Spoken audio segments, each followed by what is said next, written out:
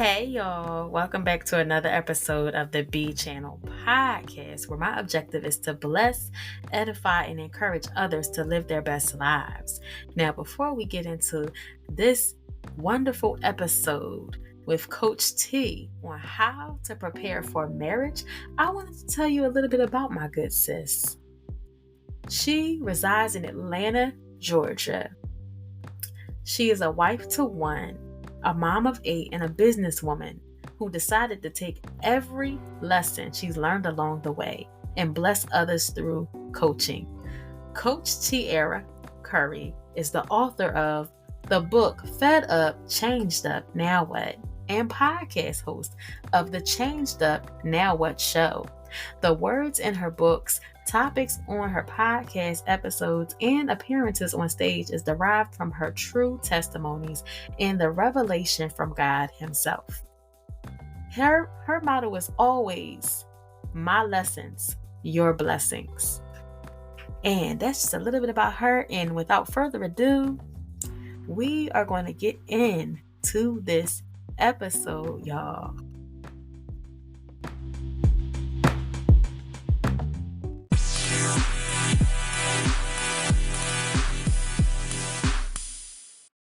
And today I have a special guest with me. Her name is Coach T, and I will let her share how we met. Yes.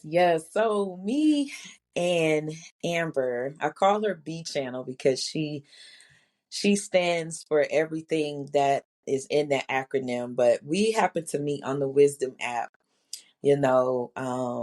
She comes on at a time where I say the freaks come out at night because it's really open to everybody to discuss whatever you feel on the audio app, and sometimes real late at night. It's a whole nother world, not a lot of Christians representing sometimes. So I would hear her sometimes in the day. I would hear her sometimes at night. I was like, wow, every time I scroll and swipe and I listen in to what she's saying, it's so profound. And pretty much that's how we met. I think I reached out to you.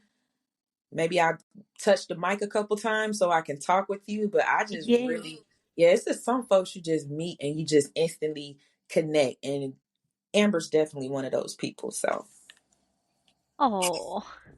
So, first question. Have you always wanted to be a wife? yes, yes. I have always wanted to be a wife as far as I can remember. And it's funny you asked that because I forget who said it, but it's been a few people here and there that said that life, it kind of trains us to be, mothers and wives earlier on. When we little, we play house. When we're watching the cartoons and the shows and all that, it's always, just glamorizing having family and being married. So, and then like there was some shows I like to watch as well as a youngster, like Brady Bunch and the Cosby Show, all that family stuff, because I grew up in foster care. So I always knew that I wanted to be a wife. I wanted to have a husband, and I wanted to have 10 kids. I wanted to have 5 and adopt 5. Oh, wow. Yeah. So, what were you taught about marriage? Whew. It depends on who was the teacher that day. So my great grandmother, that's my baby. I love my mom, but my great grandmother has a special, special place in my heart. She puts the grand in mother, right? She taught me things like her biggest thing was don't let a man hit on you. Um, if he puts his hands on you even one time, just leave him. We didn't really get to talk about the deep stuff because she was saying I was too young to know too much stuff. But she transitioned when I was 16. So, no, about 16, 17. So right at the good part, right before I was, 18, we had a little talk about that. Yeah. Kind of wish she was still here, especially at the beginning when I didn't know anything, because we could have got into a deeper realm of conversation. My mother was just more so like, make your man big nice plates of food. Men love food, you know. Um she was showing me how to clean as I cook, and just keep your house clean for your man. Always smell good for your man. She had a dresser filled with like Avon products, perfumes, and lotions. And she was just more so like that. And then all the other women were single or divorced. They didn't really have any advice, so I kind of just learned from watching them what they did, how they talked to their man, what made them break up, you know, stuff like that. So yeah, it was just about, to be honest, it was just about who was the teacher. That's deep. So what kind of marriage examples did you have growing up? Did you know of any people that were married? So honestly, I learned a lot about what not to do as opposed to what to do. The only healthy example that I would say I had, because my great grandmother, she was widowed by the time I was born. I want to say her husband passed a year before I was born, or when my mom was pregnant. He was you know, getting ready to pass. Now, from her, it was a good example. From all the stories I've been told from her kids, my mom, and from her, she had a great husband. You know, they had their ups and downs, but they laughed together. They joked on one another. He was the provider. He gave her all the money, let her appropriate the bills, and he gambled. He bet on horses. You know, that was a big thing. But she took care of him till his dying day.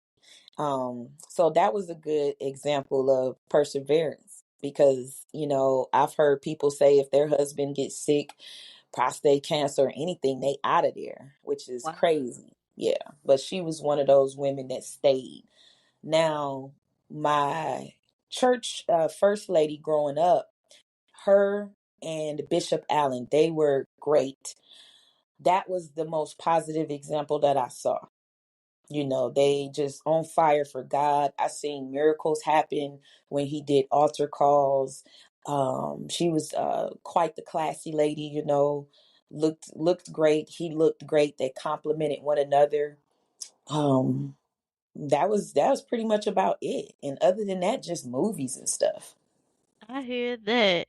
What makes a good wife versus a great wife?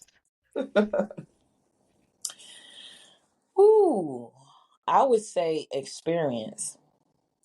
So to piggyback on one of the questions that you asked, I did not know I didn't know what I was getting myself into when I first got married, because again, from the good examples that I had, which was mostly in church or elderly, it was always be submissive, but not submissive in the way that you should be. It's more so like, do whatever your husband say do. He is the head. Doesn't matter what he say, just do it. Um, so uh-oh, I done lost my train of thought. What was your question? What makes a good wife versus a great wife? Okay, there we go. So the good wife, according to them, like they just train me on how to be a good wife. You do everything he says, and you're gonna be great. That's what God wants. That's what a God-fearing lady would do. No questions asked. When he put his foot down, that's it. See, to me, that's a good wife. Okay. But a great wife, and that's a quote unquote good wife, by the way. A great wife gets into it. She finds out that what worked for one household may not work for yours, and she gets as close to God as possible. Once you get close to God and you incorporate him in your marriage, then you're going to have a better experience. And then that's when I think you'll be a great wife, because you're going to know what to do. Seek and ye shall find. So if you're seeking to be the best wife that you can be, that's what it's going to be.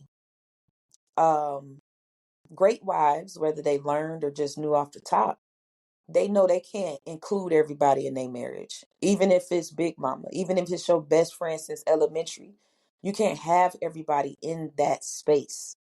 You know, you got to have designated people to speak over your life and over your marriage, because everybody was at when when we were having issues as newlyweds, everybody, his side and my side of the family, said just leave. You don't deserve that, blah blah blah blah blah. But no, I want to be a great wife. I want to give this a try. I want to see what is it that is it anything that I could do. So when I went to God when I was having issues, I said, well, my husband did XYZ.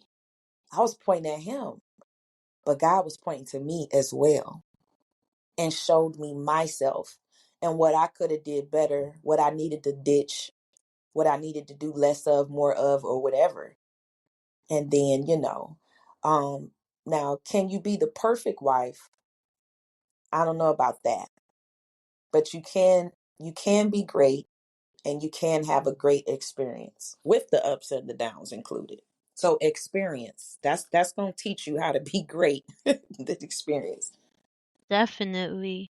So, on the flip side, what would you say makes a good hubby versus a great hubby? Because we can't just talk about the wife. We gotta get him in there somewhere too, right? He in this with us. Yeah, yeah. Just the two of us. Yeah, a good husband versus a great husband.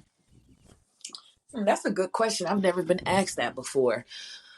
I think it's the same thing.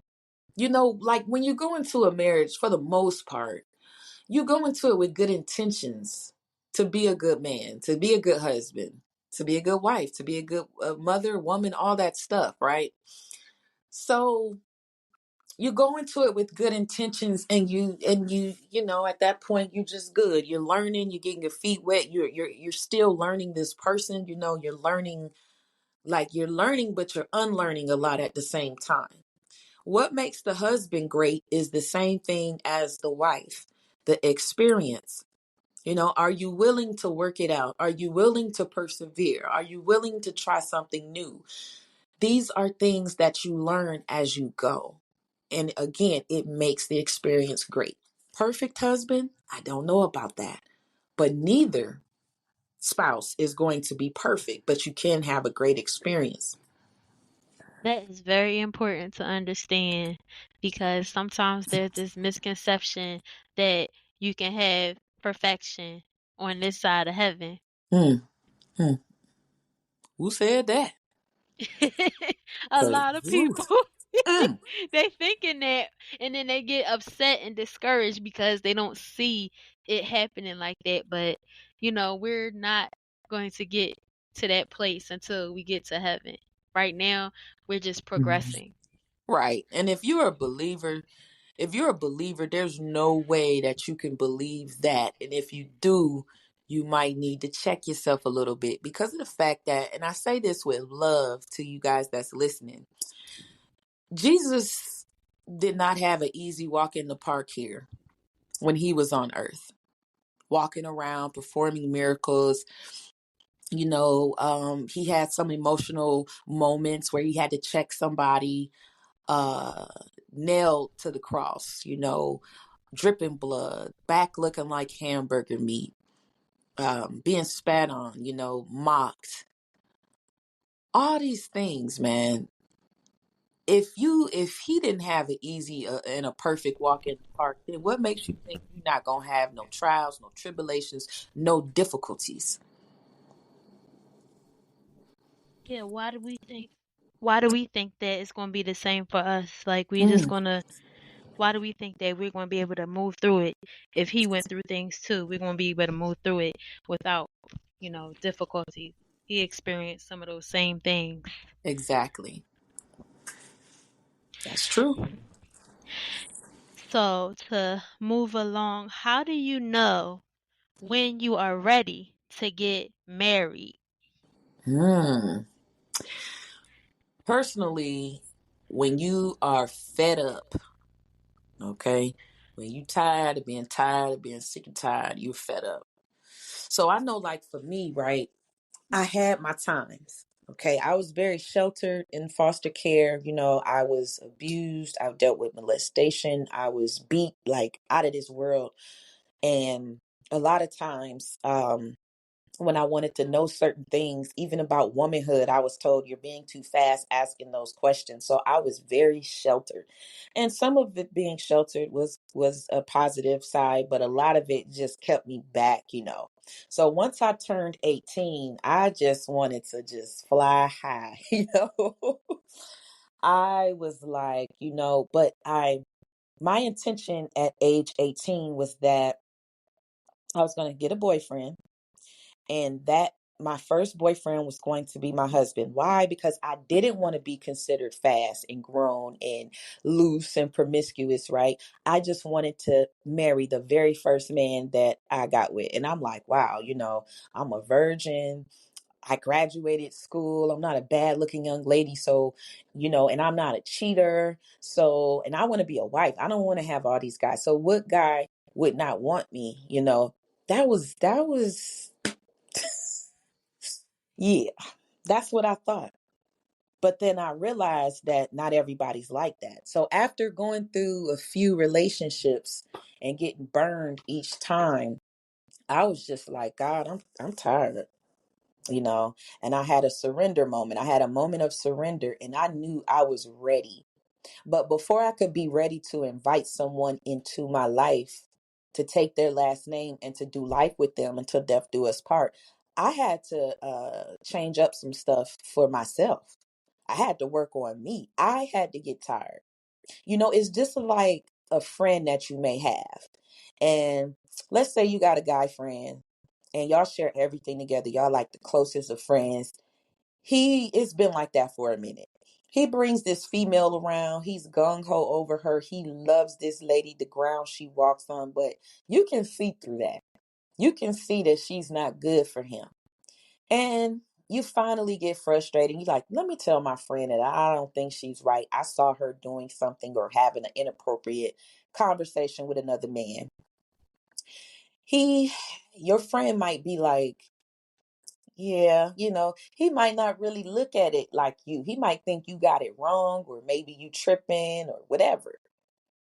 But one day he's going to get fed up and tired. He's not going to leave her until he's fed up. So that was the point that I had to get to, because you can talk to people today till you're blue in the face. Unless they are ready and completely fed up, it ain't going to happen. So I had to change some stuff about me. And then I was like, you know what? I'm ready. And not just that, but like, I'm ready to throw away my black book. For y'all younger people, black book is a phone book with all kind of numbers in it.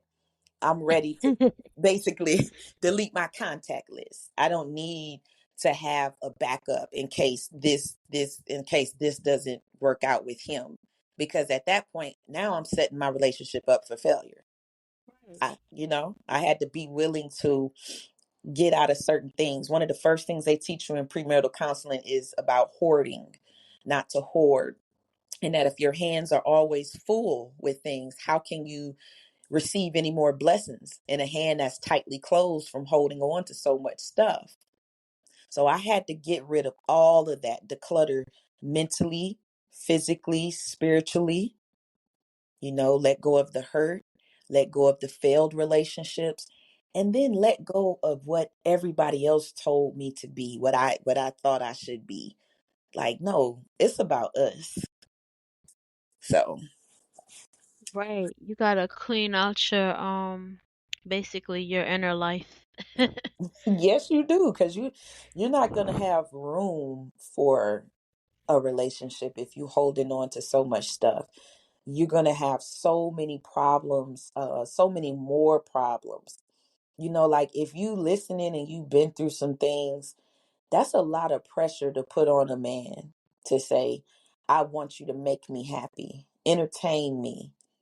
I've been feeling this way since I was a kid. I need you to do XYZ in order to make me happy. That's a lot of pressure, baby. You need to be working on your health and your happiness way before he gets in there. Anything could happen to him. You know, he could walk out. He could work a lot. Unfortunately, he could die. Right. Like, you Then know, what? yeah. Yeah, you gotta do you first. You gotta get yourself together. Make room for the blessings. I tell folks all the time, make room for Yes. Gotta clean it out. it. So, I know you touched on this a minute ago, but what are your thoughts on the whole concept of submission? You know, when I first heard of submission and the way it was presented to me when I was younger, it was more so like interchangeable with the word slavery. You know, um, if you don't feel like having sex, you have to have sex with your husband because why? The Bible says that your body is his. Okay. And what you don't do, another woman will. You have to cook for him. You have to hide your emotions. You don't want to be catty, like all of these things, you know so it made submission seem very one-sided. But I wish I need to find this scripture and remember it. But the Bible, it doesn't just say that my body is his body is mine as well. We share. We both are submissive to one another. Right. There's no competition. There is no, what's the word I'm looking for? Male chauvinistic type of demeanor. Like, no, it's none of that. We're both submissive to one another. Right. I think that I may have it, the one that you were talking about. Mm-hmm.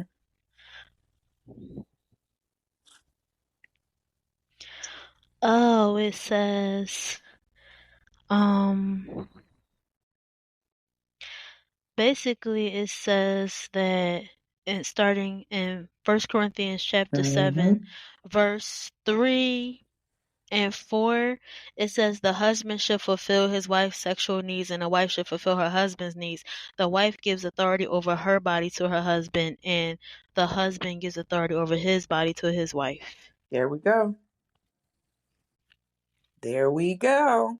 So that sounds like a mutual exchange to me. Yes.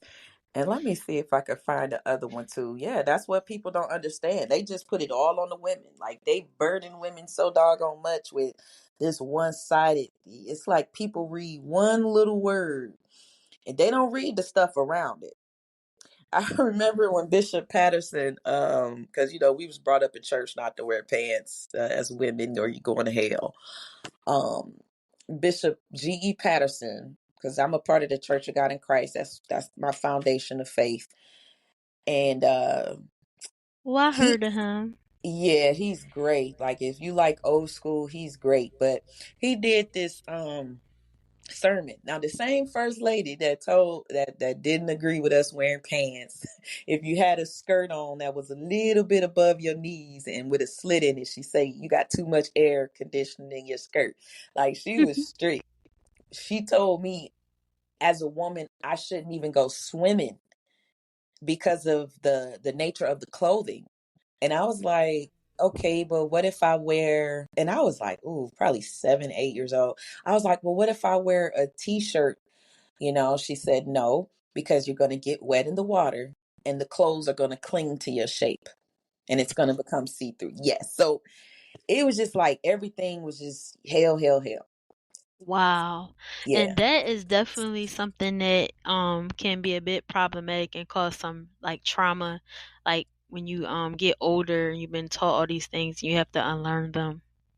Yes. But I think the other one you were talking about was Ephesians 5:21, and further submit to one another out of reverence for Christ. Mm-hmm. Mm-hmm. Yeah. It's there and it works. Like, you're not, when it comes to submission, ladies, you're not a slave. I will say, for instance, let's take it back, to the intimacy part. You could be hurting, you could have some stuff that's on your shoulders. You could have had a bad day, or you could be, ill, like sick or whatever. First of all, I don't know who made that rule up that you have to just be like this sex slave or something like that. No. But what I would recommend is that you communicate with your husband about how you feeling right now. And 9 times out of 10, he's going to respect that. Depending on what kind of husband you got, he's going to respect Right. that. So, That's a big if, right? hmm That's the hmm caveat. well, yeah, because first of all, some of us move too quick and we get with people that God ain't even ordained us to get with. It's like trying to force feed or force fit something that, because we wanted to do it, because we wanted to stop living in sin and we wanted to make the bed undefiled and stuff like that. Or we just went along with our emotions. And you know what?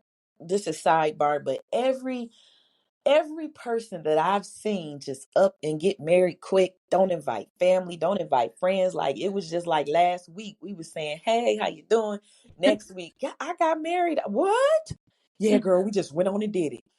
That Mm. stuff, I've never seen a marriage work out.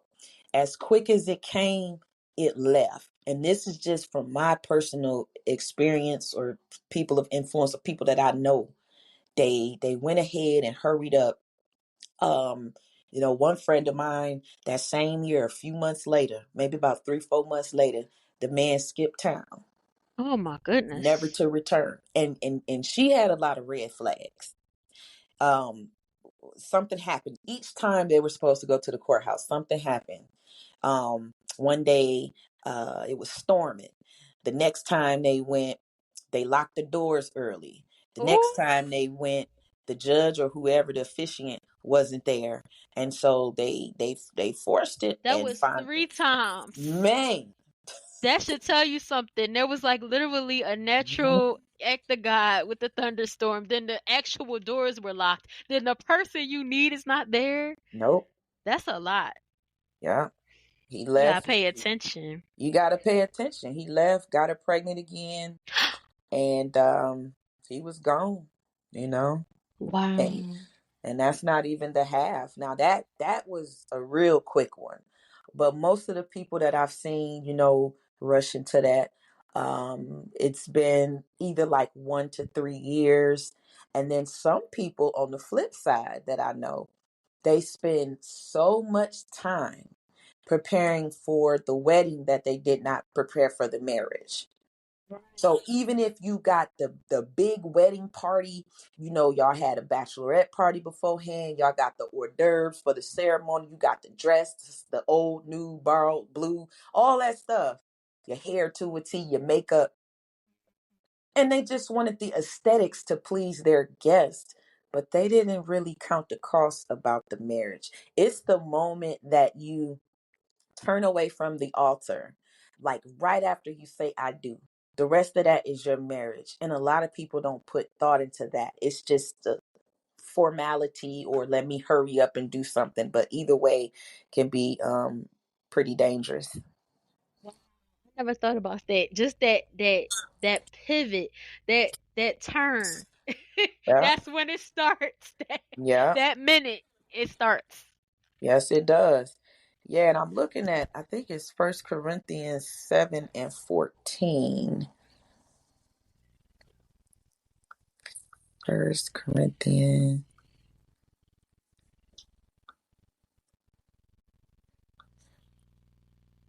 Um, and it says, for the unbelieving husband is sanctified by the wife, and the unbelieving wife is sanctified by the husband. That was one of the scriptures that really helped my marriage in the beginning, because we had a lot of issues as newlyweds. I'm telling you, like, we were able to write a whole book about it to help other people avoid that.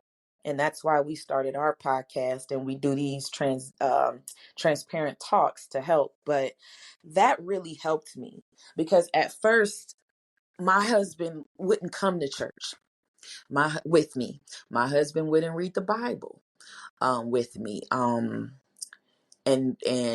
when it came to counseling, now we did premarital counseling together, but when it came to counseling post marriage or during the marriage, uh it was times when he was dealing with the spirit of alcoholism, he didn't want to go. He did not want to go to those marital sessions. And I was just like, I thought we supposed to do everything together, Lord. So how am I going to help my husband? How am I going to help him battle this demon that's trying to take over him? And when it's just me, like, he don't want to do it. And then I found this scripture right here. And I'm telling you, like, he had a huge moment. He had a huge moment. I don't know if you're gonna bring this up later, but he had a very bad event with drinking one night, and it was almost demonic. Not almost, it was.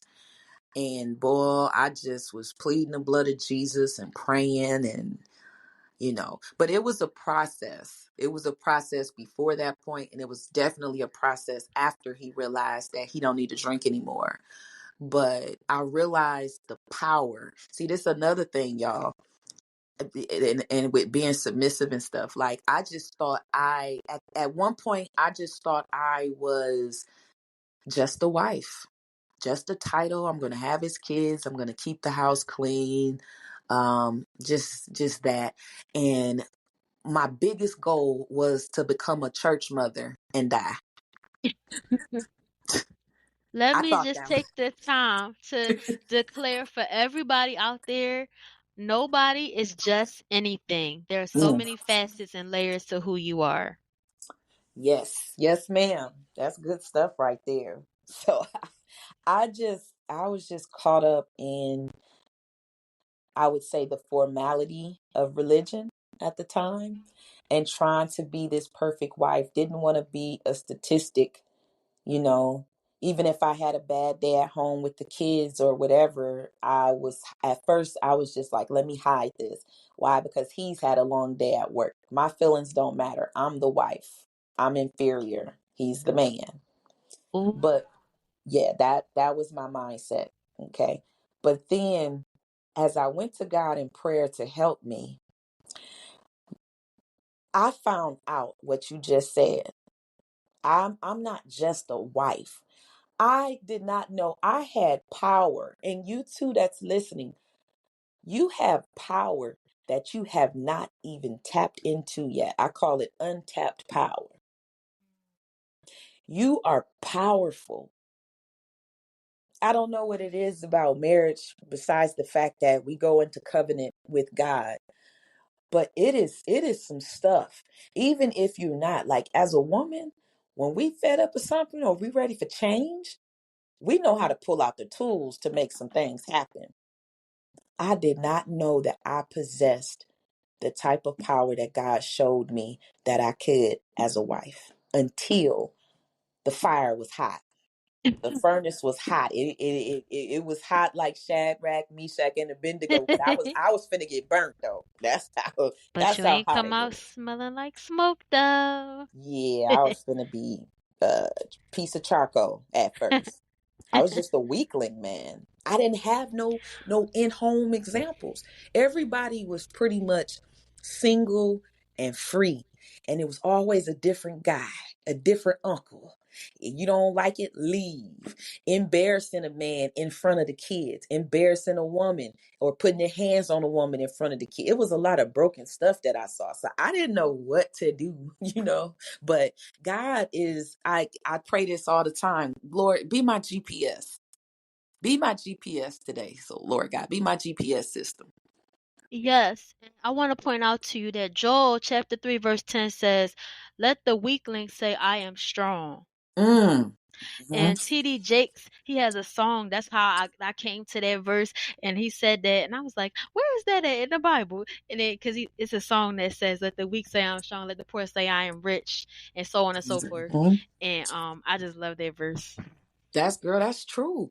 And so that goes to the power of your tongue, the life Right. and death in it, the affirmations that you affirm. And even if you don't see with your eyes yet, like you got to feel it and you got to see it in your heart. You got to see it in your mind. Okay, you may not have the best husband. He might be slacking in a couple of areas. Okay, see it happening. Affirm it. And when you partner with Jesus, like you let him be the captain of the ship, but you partner with Christ and watch your outcome. You don't keep on, like when I see a woman dissing her man in public, it just makes me cringe. You are no good so and so. I can't stand you. You're lazy. You ain't had a job in 3 months. Meanwhile this man then took care of you practically your whole marriage, but now he's got an injury where and he can't, and he can't perform like he used to. Okay, and real men, like Bishop Ernestine Reams was saying at the Woman Thou Art Loose conference, like real men, they don't feel so good when they can't do the things that they used to do. Like if this Right. man been taking care of you, he been doing okay, things happen. That's why you're his help.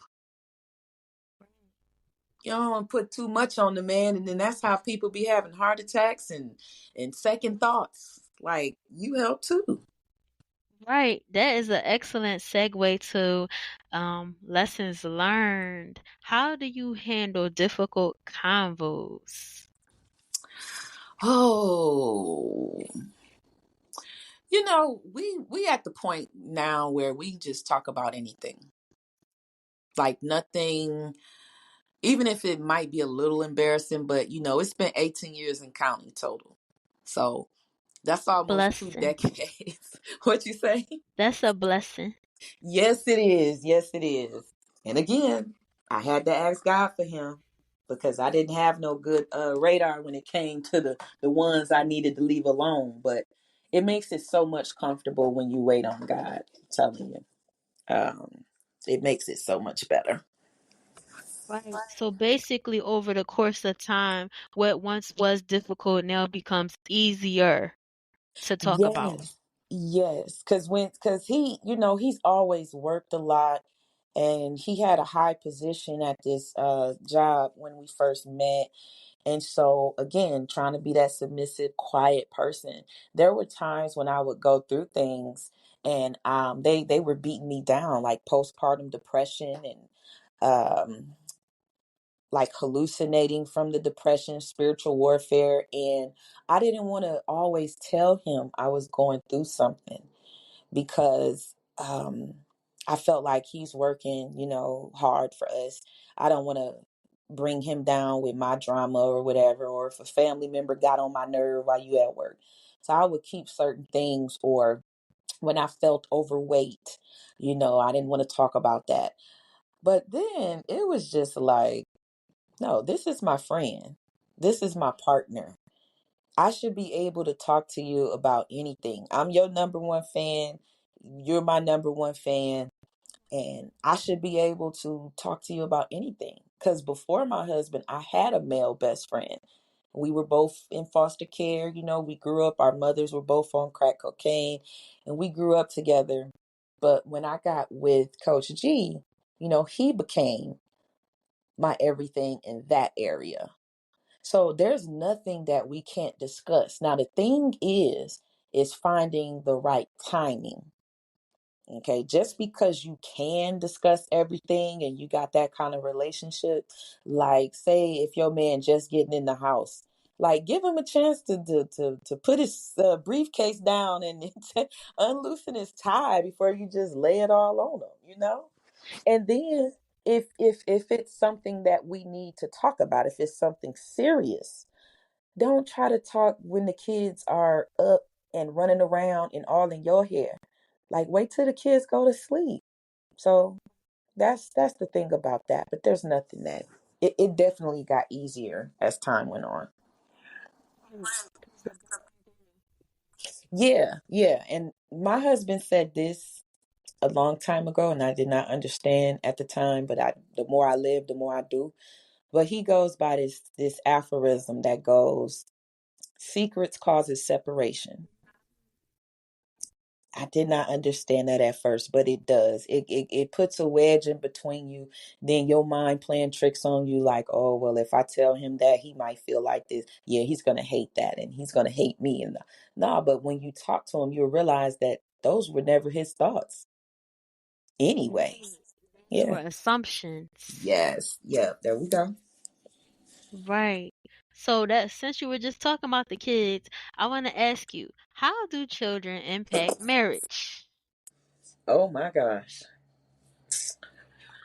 I see why some people say when you get married, give yourself a few years before having kids, because all the attention is no longer on just the two of you, but on the little people as well. But we dated for 4 years. So we had 4 years with no kids.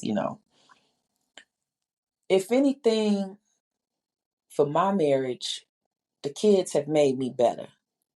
It's made our marriage better. Yeah, because the closer, so during our dating phase, I was pretty much a party animal. And then it just started dwindling down, but I was still kind of out there. I was still singing and touring and background singing and stuff like that. I was still in the club scene heavy, you know, drinking heavy. But when I got pregnant, it's like, okay, you can't do this anymore because you're with child. So I always say that each child brought me closer to Christ. And it is so true. And the more I started getting into God and, rededicating my life and just being more intentional about my relationship with him, the more it drew my husband over. And this was a prayer as well. This was fasting as well. This was my tools, my spiritual tools that I had to use, getting with God, like, okay, God, I don't see him doing XYZ, but, make him like I'm grateful for him being the man of God that you called him to be, things like that. But when you have them kids, it makes you move differently. Right. Because you You have to know? think about them. It's more than about you.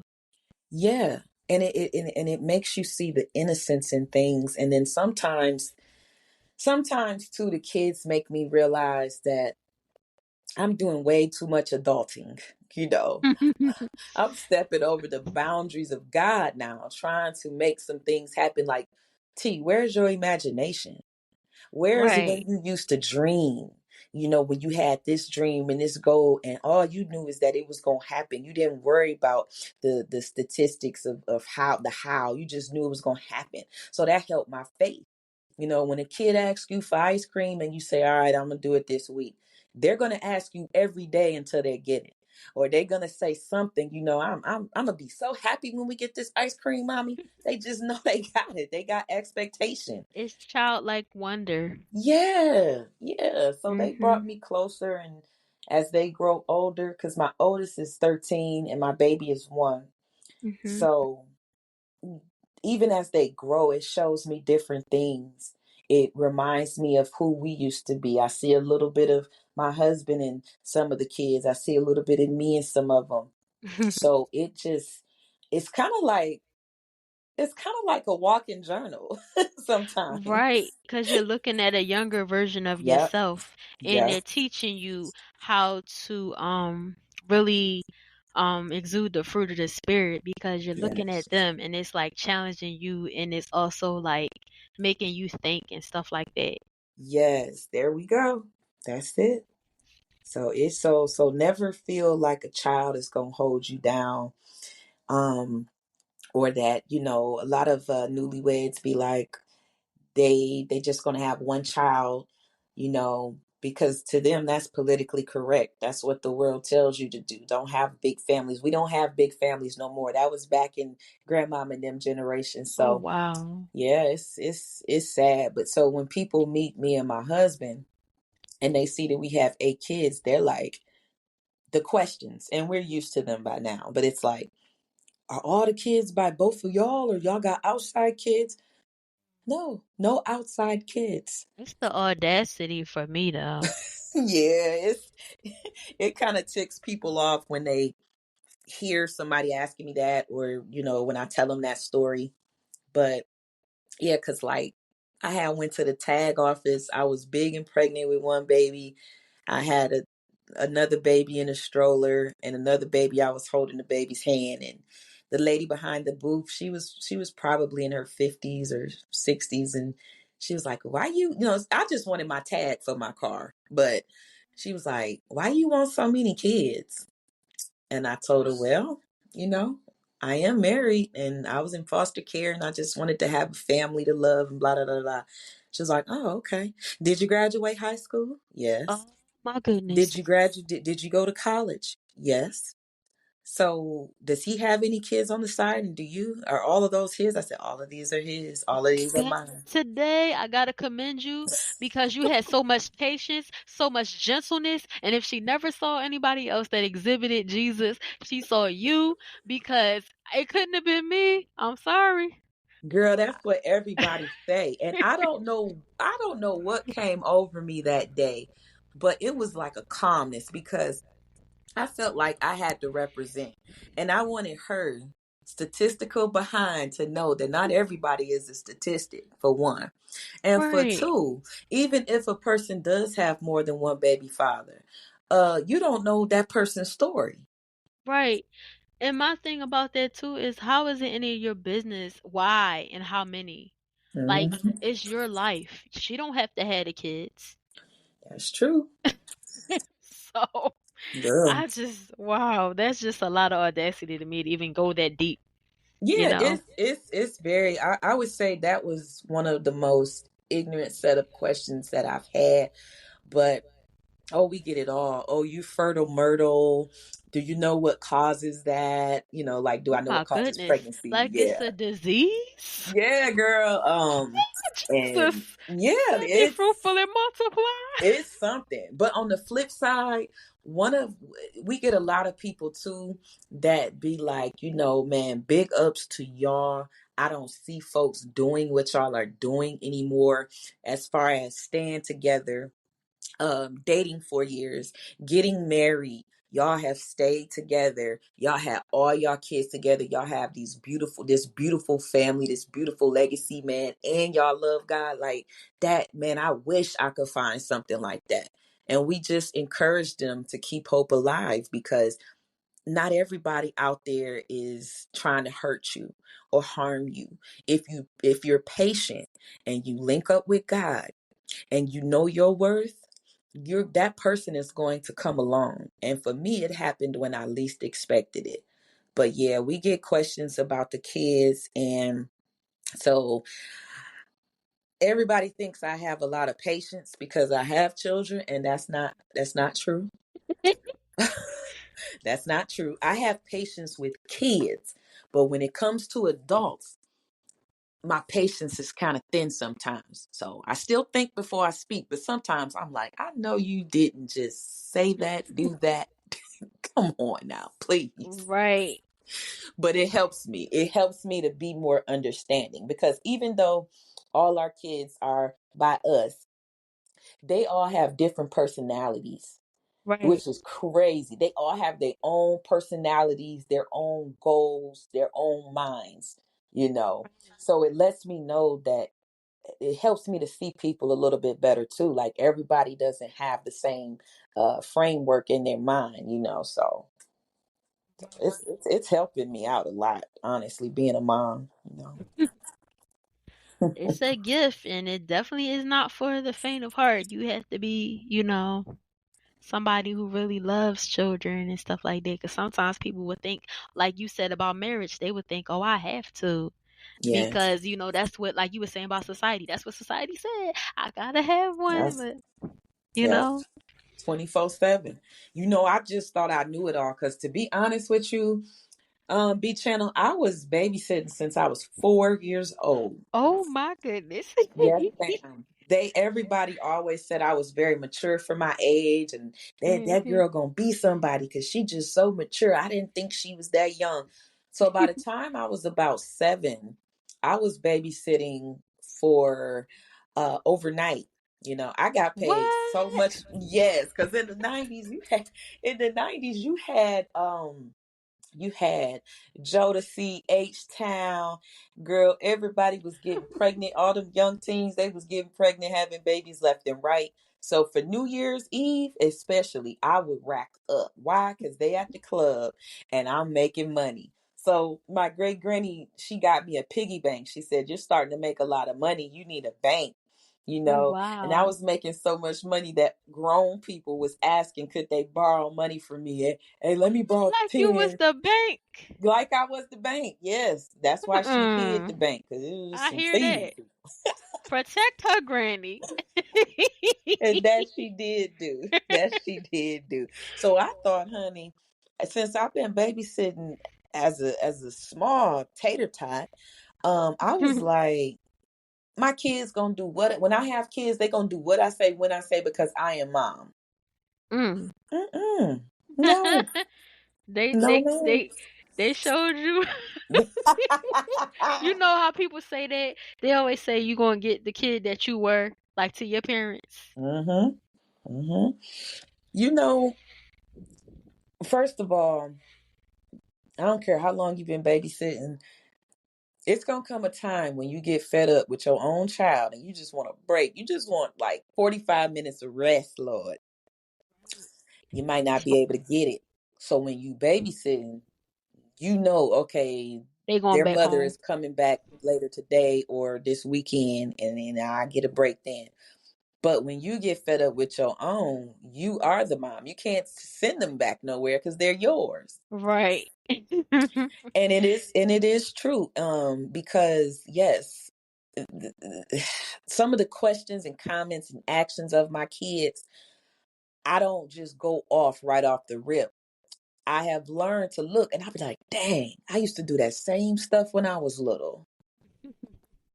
So, It's like a live flashback. hmm. Yes, sir. So to pivot, should people live together before they get married? Oh, no, you didn't.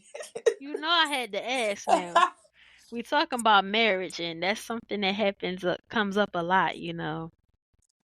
The funny thing is, when we went through premarital counseling, we had to go through premarital to get their blessings, and then we got a discount. Like we was able to use World Changers Church free of charge. Mm. Everything was beautiful. They throw in a wedding planner. We took a Oh financial course. wow. We was able to do all these things if we went through it. Because at first I didn't see the purpose, because I'm like, we in love. But Mhm. one of the meetings, Mrs. Hill, she said, okay, now I've got to ask y'all. She said,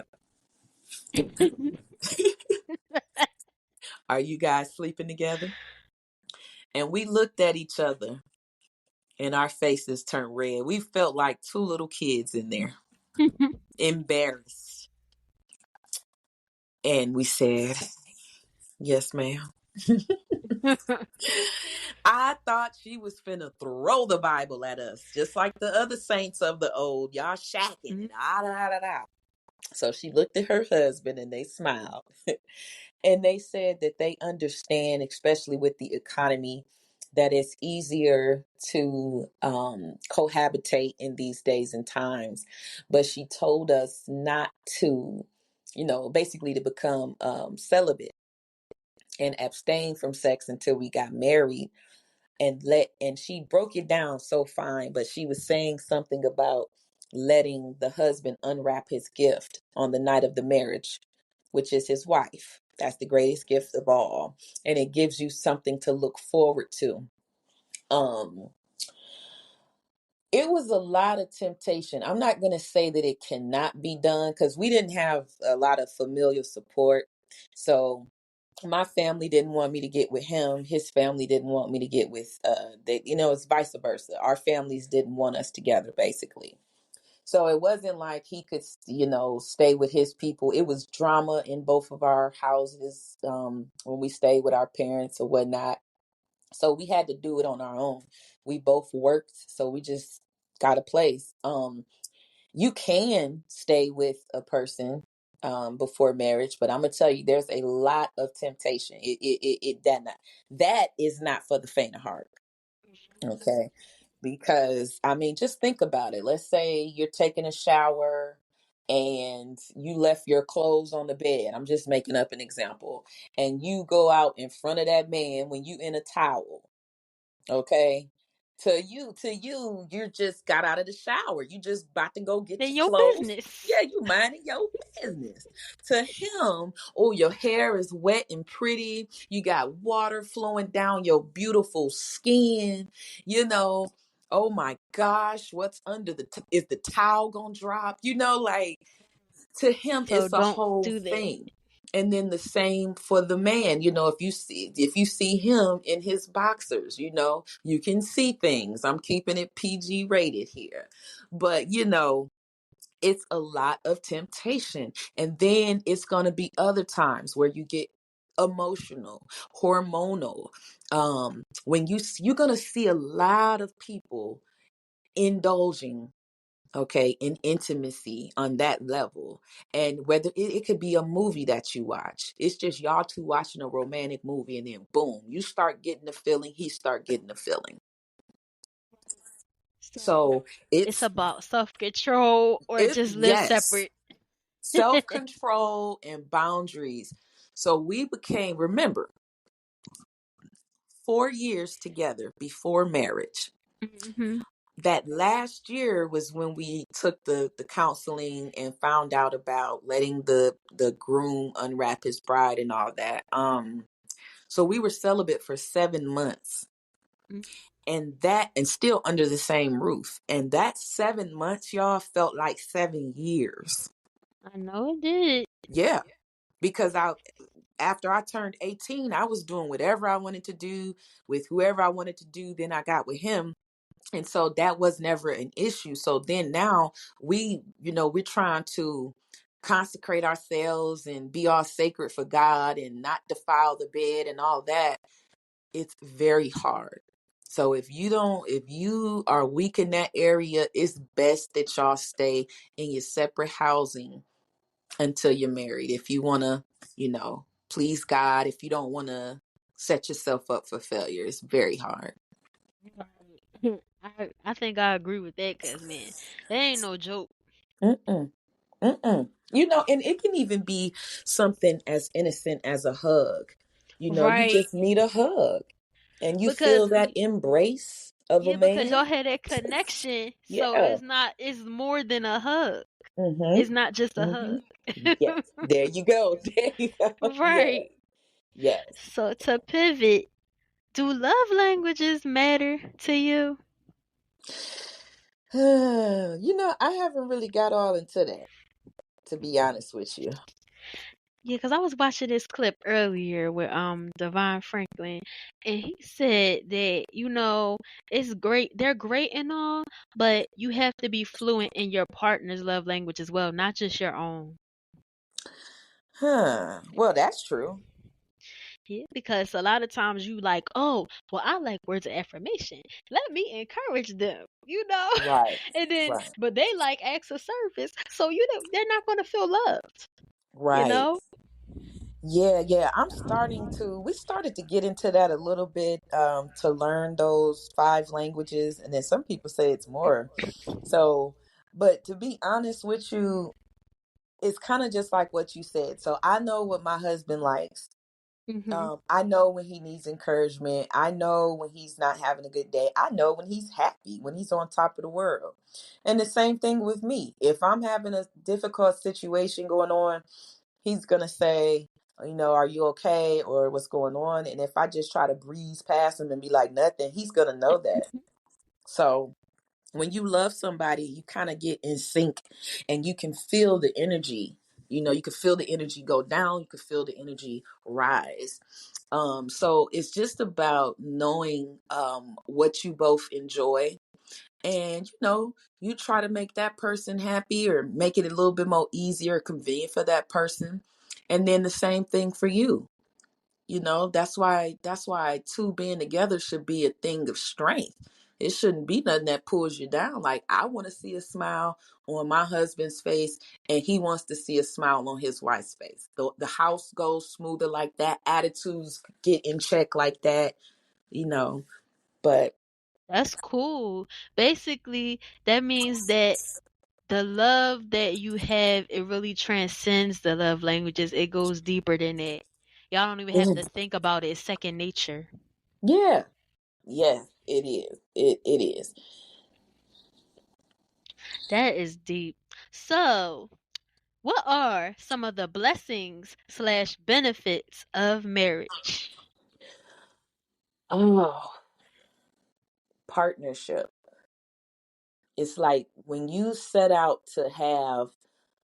to be that person's partner forever, you don't think about the end. You just take it day by day. What can you do that day to make this day a great day as a husband and wife? You know, you're really thinking about, this is my partner that I'm going to journey through life with. So the blessings is a partnership, a friendship. And when I say partner, you guys can partner in business, or say if you have a certain gift or talent, this person, you can run it by your man or your wife first. Like, hey, what do you think about this? You know, um, let's say if you need like an attitude adjustment, and you like, so and so said that I'm like this. What do you think about me, babe? What do you think about? Do I sound mean when I talk to people? Um, so partnership, friendship, love, oh, advice. It was a time when I used to have to call or wait on a friend to get off work before I could talk to somebody about my issues. But it's pretty much, your partner is right there. And it's just like, you don't have to go through life alone. You don't have to go through life alone. Basically, get the benefit of going to them first. Like, you have a person to go to, like, you give them the first priority. Yes, yes. And the mastermind, I believe it was Napoleon Hill that said that, he has a book, by the way, called Interview with the Devil. It is actually a great book, talking about all the deceit that the enemy does, how he's tried to, you know, take over the school system, marriages, and this and that. How he tries to deceive people. It's like the devil telling all his secrets, basically.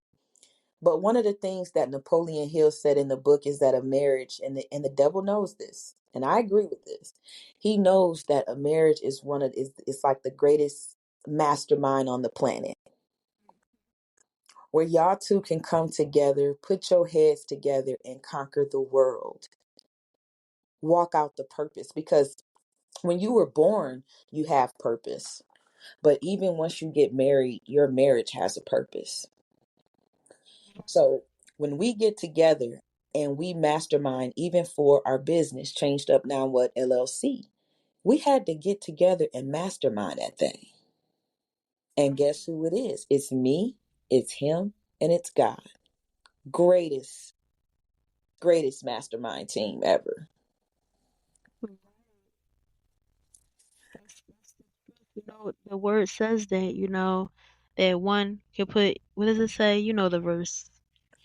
One could put 10,000, or One could chase 1,000, and two could put 10,000 ten or thousand a something. flight.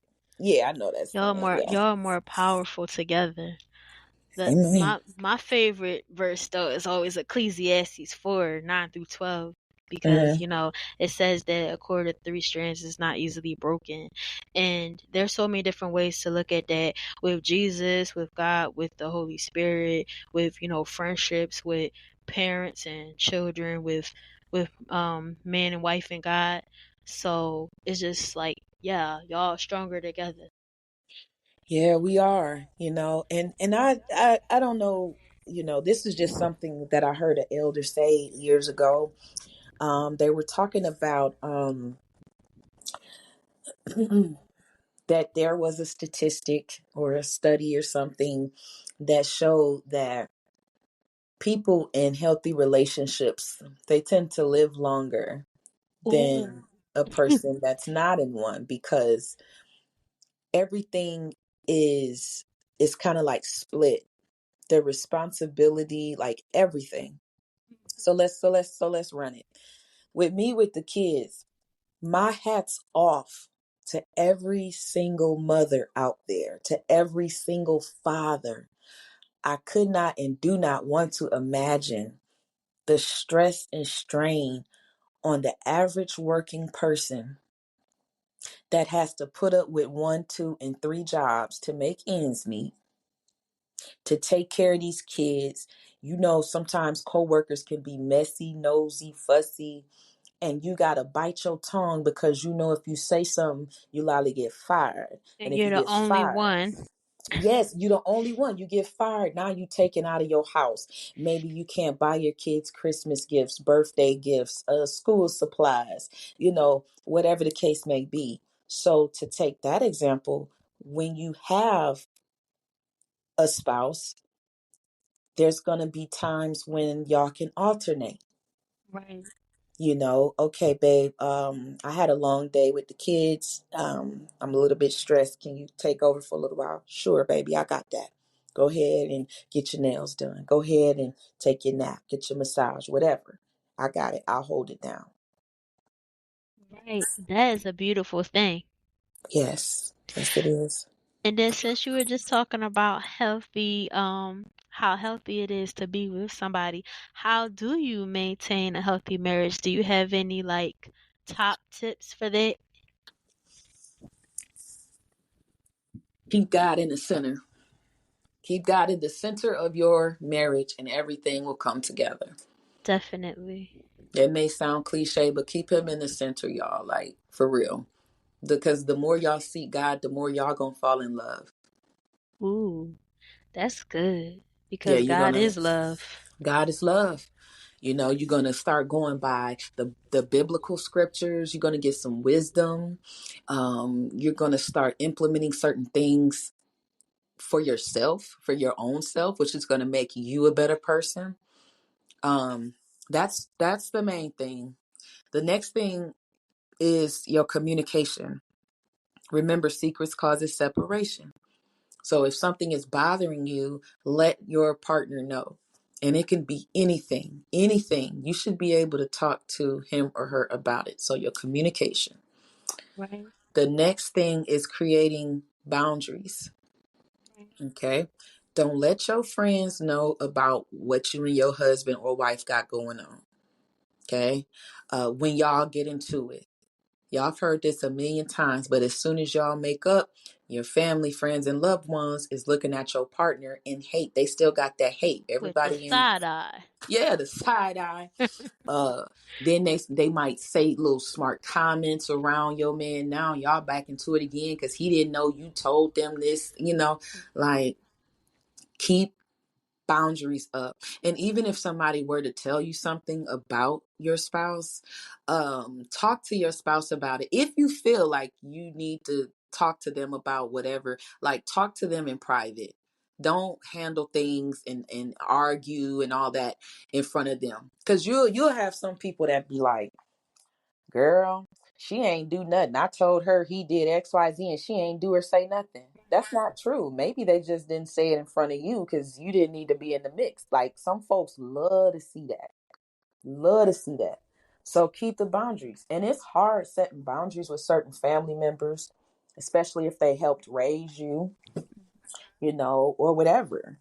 But know who you are with your friends. Your friends, they come after your house. Your house is your first kingdom. Ooh, Richie.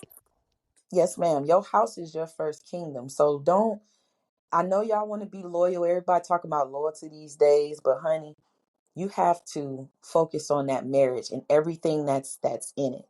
Everything that's under that umbrella of marriage. That's your responsibility. So if that means that you can't call Keisha every Friday at 5 o'clock, you can't do that. Cut back. I'll see you once a Yes. month. Okay. Yes. Because they don't understand. And I mean, I had a lot of single friends. I want to say all of my friends were single at the time. So they Mhm. didn't even want me to get married. Because they Oh my said, we know if goodness. you get married, it's going to pull you away from us, you know? And Mm. then it showed me certain people that just wasn't right.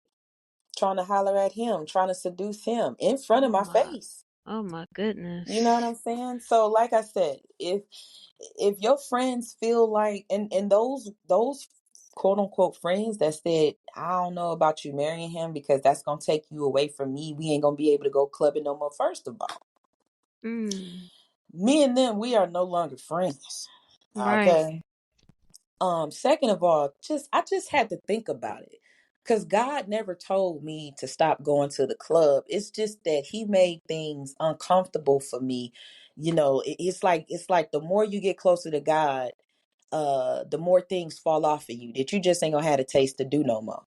Oh my So I was goodness. like, okay, even before marriage, like being engaged with him, I was like, all right, what do I go to the club for? Okay, I'm a karaoke person. I love karaoke and I still go to karaoke to this day. But back then, if I wasn't singing and gigging at these clubs, I was out partying.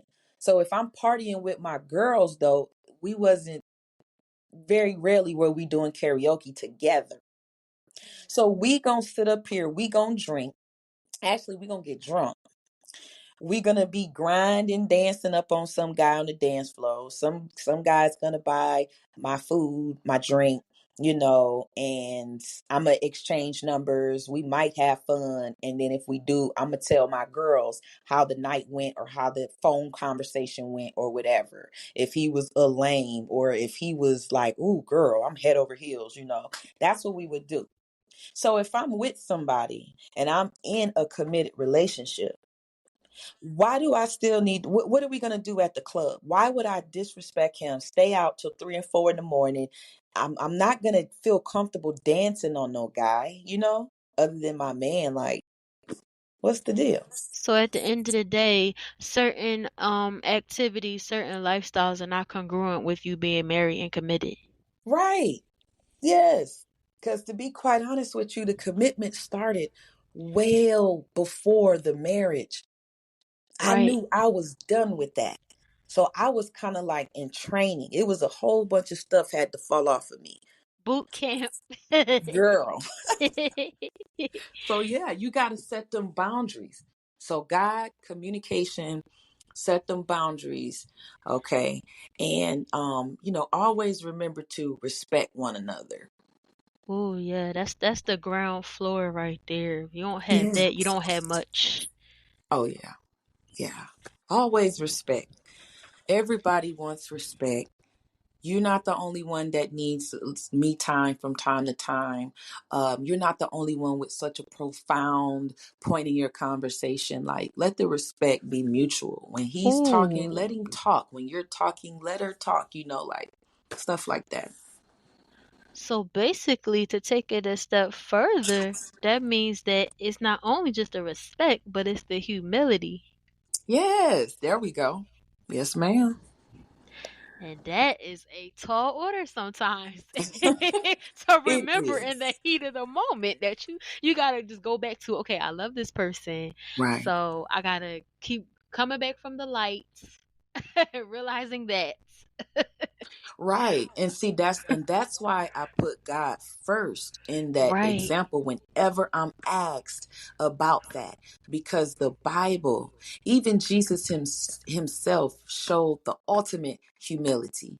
There's Yes. so many examples of that in the word. So basically, if you're keeping God first, guess what? In that marriage, you're uplifting love, you're uplifting respect, you're uplifting humility. You gonna get that wisdom, Because by the time you go through the book of Proverbs, you gonna know a whole bunch of stuff that that's why God is first. Everything else connects. It's like that the scripture about seek ye first the kingdom of God and all these things, and his righteousness, and all these things shall be added. Like, that is so true. Seek him first. Everything else is going to, it's kind of like magnetic at that point. Yeah, he's the foundation. I love Matthew 7 because it talks about how you gotta build your house on a solid foundation. So Yes. he's the foundation. He is the foundation, y'all. And let me tell you, some of us didn't grow up in healthy households, man, with relationships with two parents or even a step parent for that instance. Some of us grew up in foster care. So even if you get into marriage and you don't know everything, you don't know how to be a good wife, good husband, wife, great husband. You're trying to be perfect, but it's just like, let me tell you, get with God. Holy Spirit will lead you and will tell you things you didn't even know. That's the only example that we had was God. Because if we put our marriage at the mercy of everybody else Woo! that was trying to give us advice, we would not be together. Mm-mm. We probably wouldn't even be talking, My because I God. probably wouldn't have the revelation that I have now from that masterminding, from connecting with God, from being like, okay, baby, what is our purpose? Like, one day, all this stuff is going to be over. So what are we supposed to be doing with our lives? And how can we take our marriage? Because we struggled at first. There was some things that we had going on. And there's still some things that we're coming out of, that God is seasoning us and all these things. Like, what can we do to help another person? Because when people say they're going to get divorced, to this day, I don't like divorces, but I realize some relationships is just like, okay, but a lot of these relationships, like, it could be saved. It could be saved. It's just some minor changes that impact the relationship in a big way, you know. So I have two final questions. I want you to take a moment first and speak to the woman who feels hopeless about becoming a wife, like she just feels like she doesn't know if it's going to happen. Speak to that woman. Sis, I would tell you,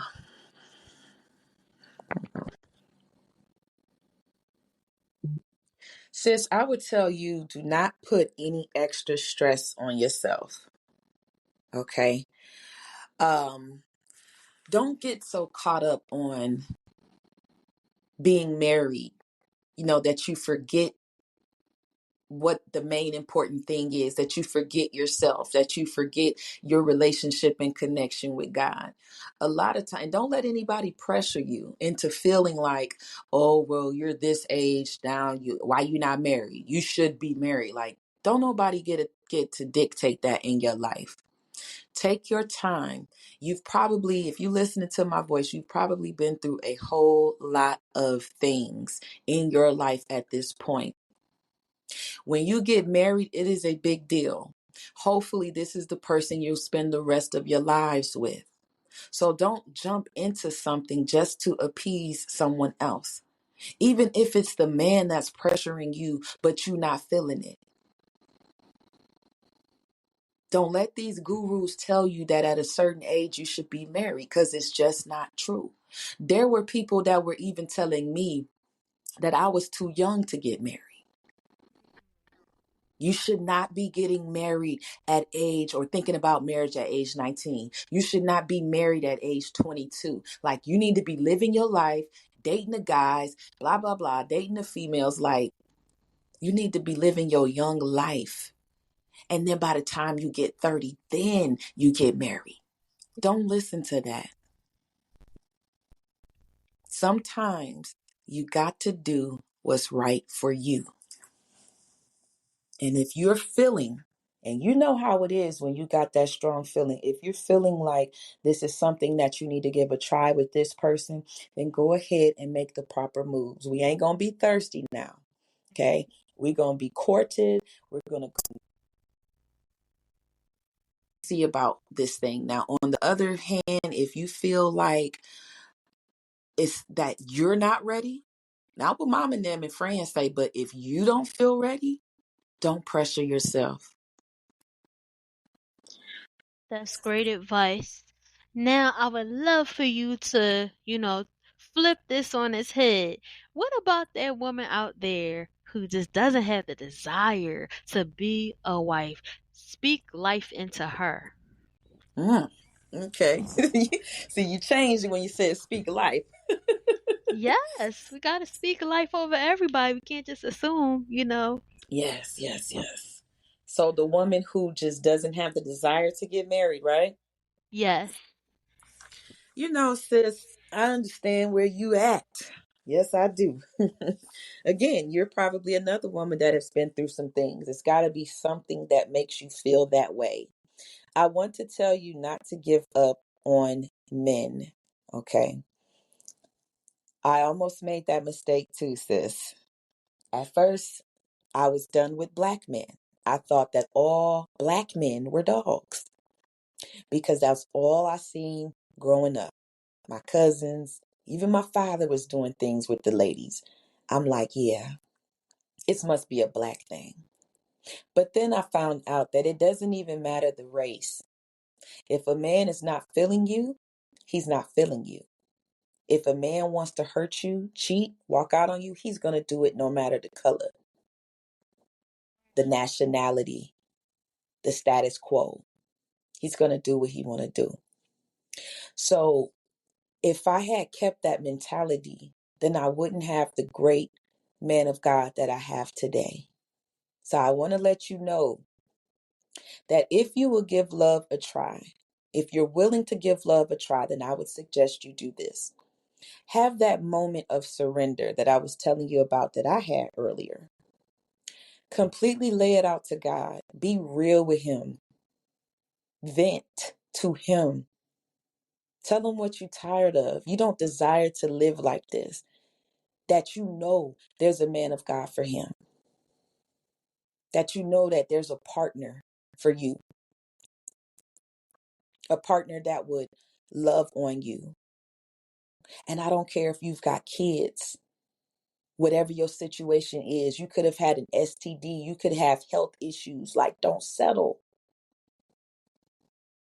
But I want you to know you surrender it to God. And then after that, you let it go. Sharpen your discernment. And if you're not good at discerning, ask God to help you to strengthen that. Okay, because sometimes the counterfeit comes before the blessing. But you best believe that when you take it to God and when you seek God with your whole heart about that matter, God is going to start answering some things. So with that being said, it could take a while before the right man comes along, but it could happen quick. So don't send Suddenly. it suddenly, yes. Suddenly, there we go. Woo, confirmation.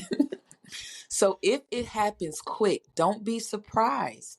Don't be so on your tippy toes looking over the man's shoulder when God said the man is right there. Why you looking over his shoulder?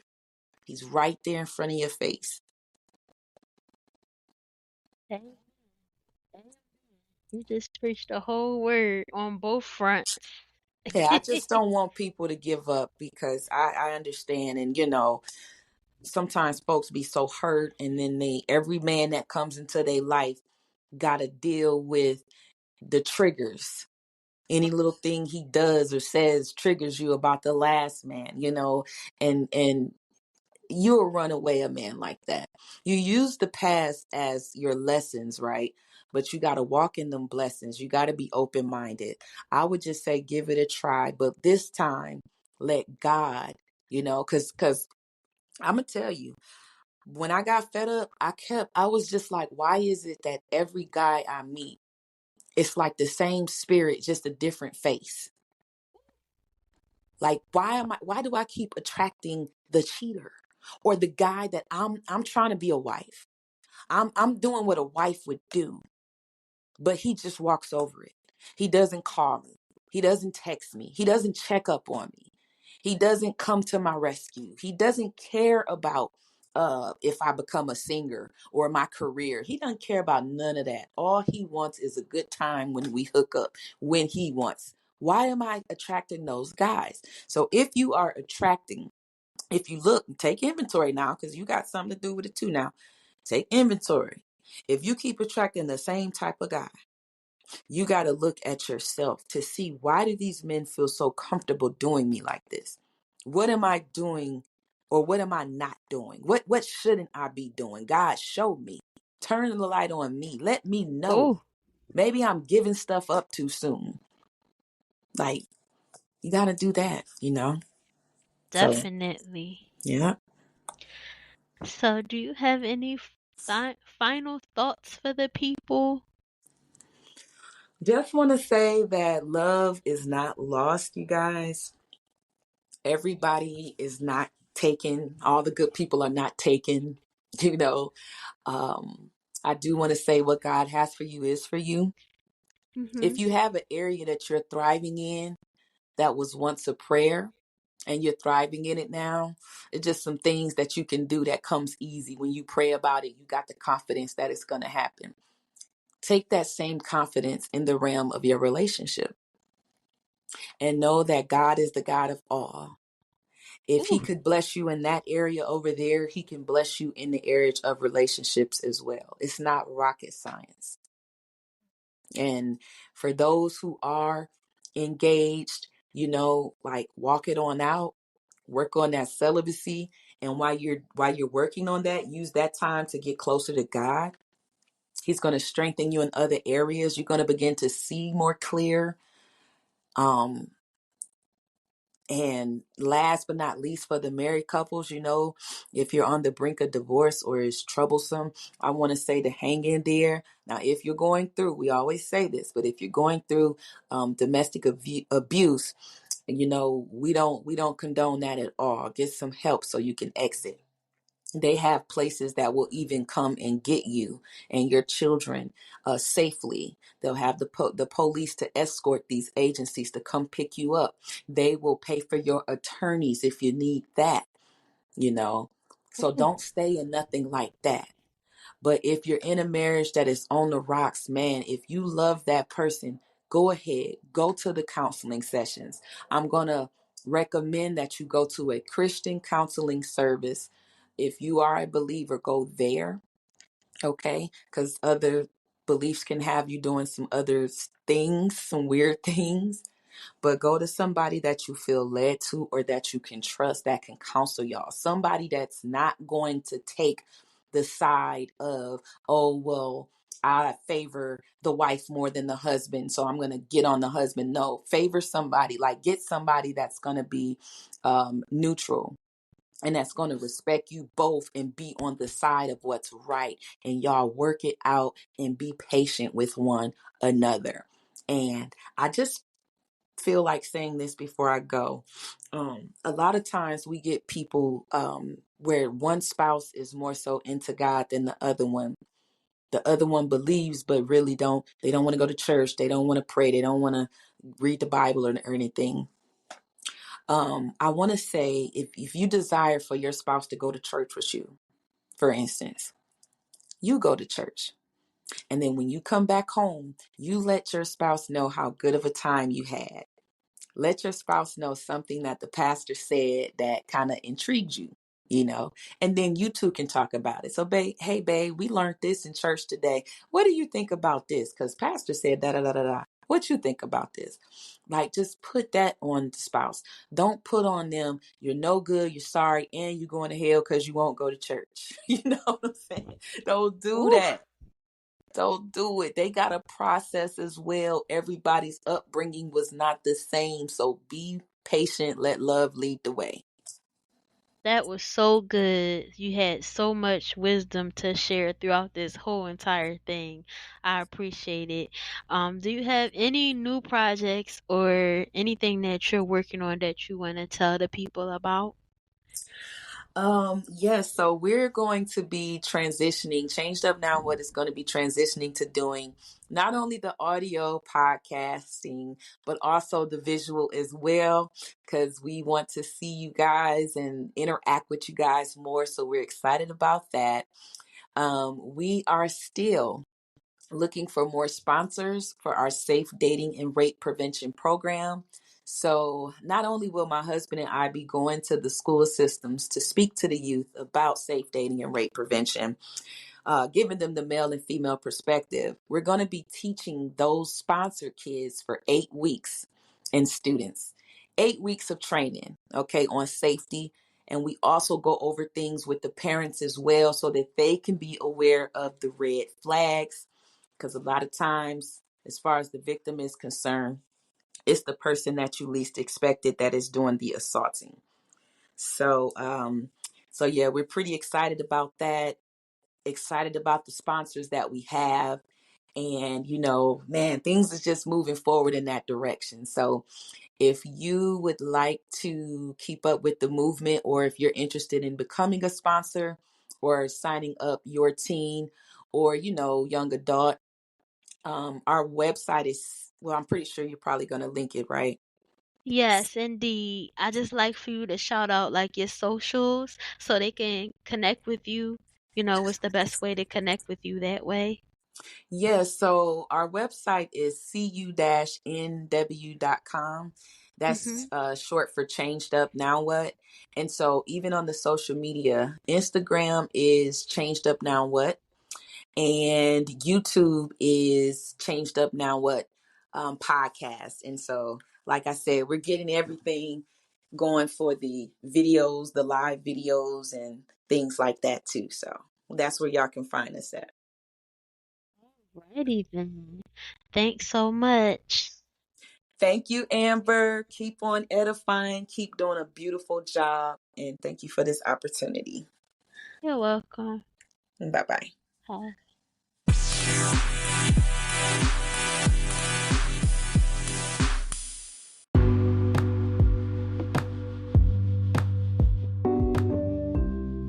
Now, I don't know about y'all, but I truly got so many gems from this episode about how to prepare for marriage.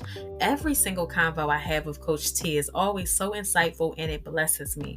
Coach T also has a relationship coaching business with her husband. If you want more where this came from, head on over to www.cu-nw.com.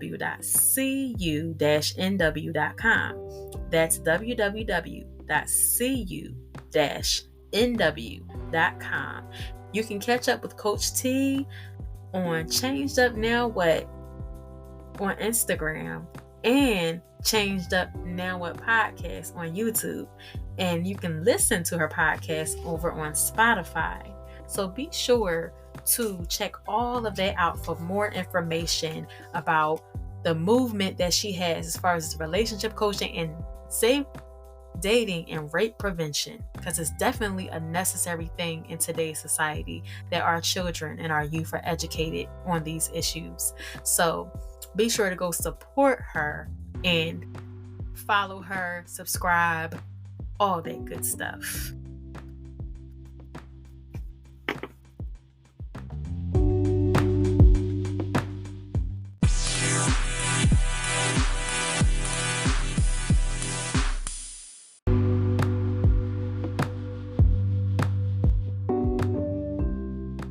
Now, before I get out of here, I gotta remind y'all, be sure to follow and or subscribe to this podcast so you don't miss out on any future episodes. Share with a friend if it blessed you, and leave us a review or a rating over on Spotify or Apple. You can be sure to catch up with me at B Channel 27 on all my socials. The link will be in the description of this episode as usual. And also, Coach T's information will be in the description of this podcast as well. Thank you so much for tuning in. I truly hope that something said was something that blessed you and resonated with you today. And peace and blessings until next time.